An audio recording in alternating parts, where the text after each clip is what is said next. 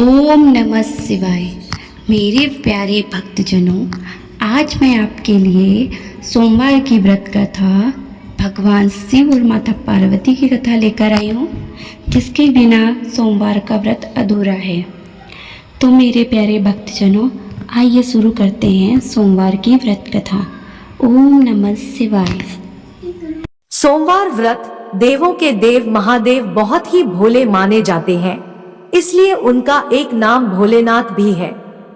पौराणिक मान्यतानुसार भगवान शंकर को प्रसन्न करने के लिए किसी भी तरह के खास विशेष पूजन की आवश्यकता नहीं होती, क्योंकि कहा जाता है कि वह तो भोले हैं और भक्त की मन से की गई क्षणिक मात्र की भक्ति से ही वह प्रसन्न हो जाते हैं।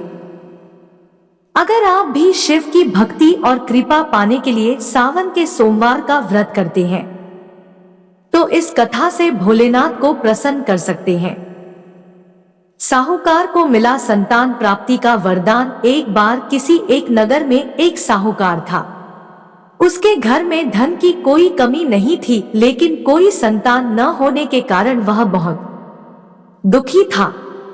संतान प्राप्ति के लिए वह हर सोमवार को व्रत रखता था और पूरी श्रद्धा के साथ शिव मंदिर जाकर भगवान शिव और माता पार्वती की पूजा करता था।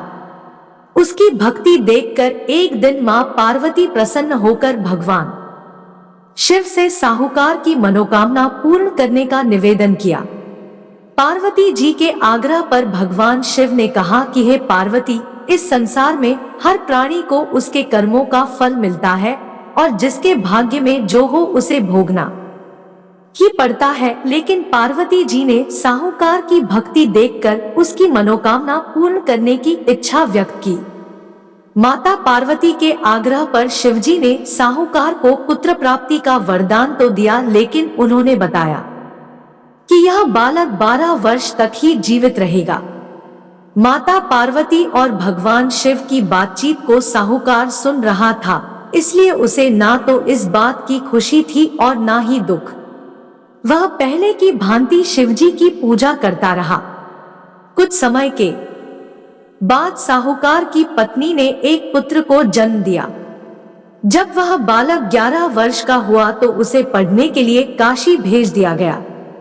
साहूकार ने पुत्र के मामा को बुलाकर उसे बहुत सारा धन देते हुए कहा कि तुम इस बालक को रोज काशी विद्या प्राप्ति के लिए ले जाओ।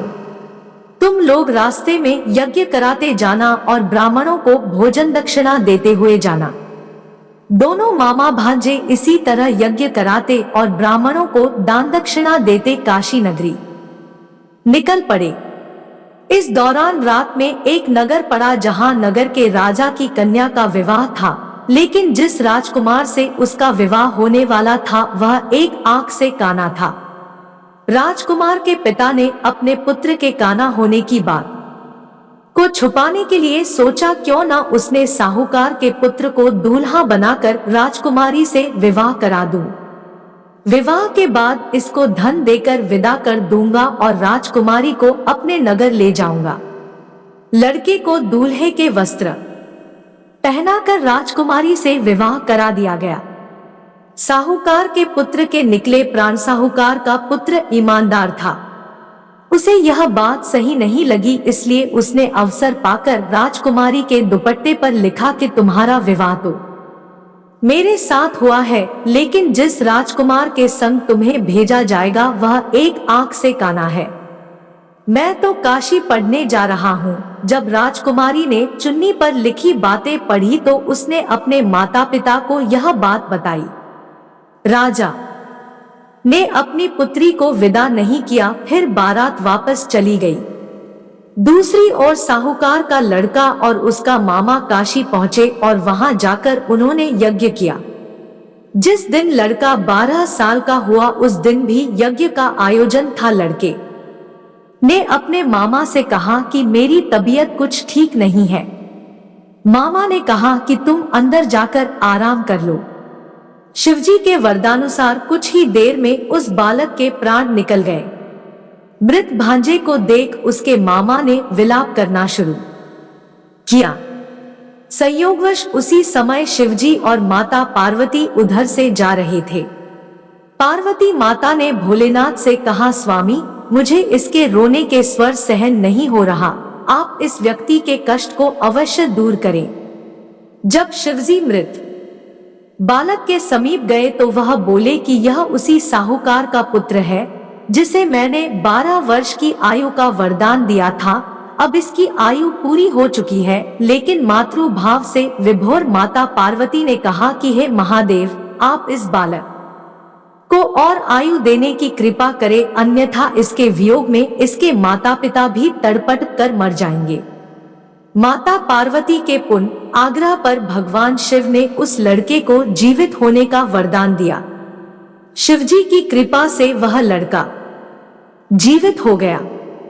शिक्षा पूरी करके लड़का मामा के साथ अपने नगर की ओर वापस चल दिया। दोनों चलते हुए उसी नगर में पहुंचे जहां उसका विवाह हुआ था।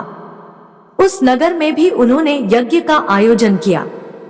उस लड़के के ससुर ने उसे पहचान लिया और महल में ले जाकर उसकी खातिरदारी की और अपनी पुत्री को विदा किया। इधर साहूकार और उसकी पत्नी भूखे प्यासे रहकर बेटे की प्रतीक्षा कर रहे थे। उन्होंने प्रण कर रखा था कि यदि उन्हें अपने बेटे की मृत्यु का समाचार मिला तो वह भी प्राण त्याग देंगे, परंतु अपने बेटे के जीवित होने का समाचार पाकर वह बेहद प्रसन्न हुए। उसी रात भगवान शिव ने साहूकार के स्वप्न में आकर कहा, हे श्रेष्ठी, मैंने तेरे सोमवार के व्रत करने और व्रत कथा सुनने से प्रसन्न होकर तेरे पुत्र को लंबी आयु प्रदान की है।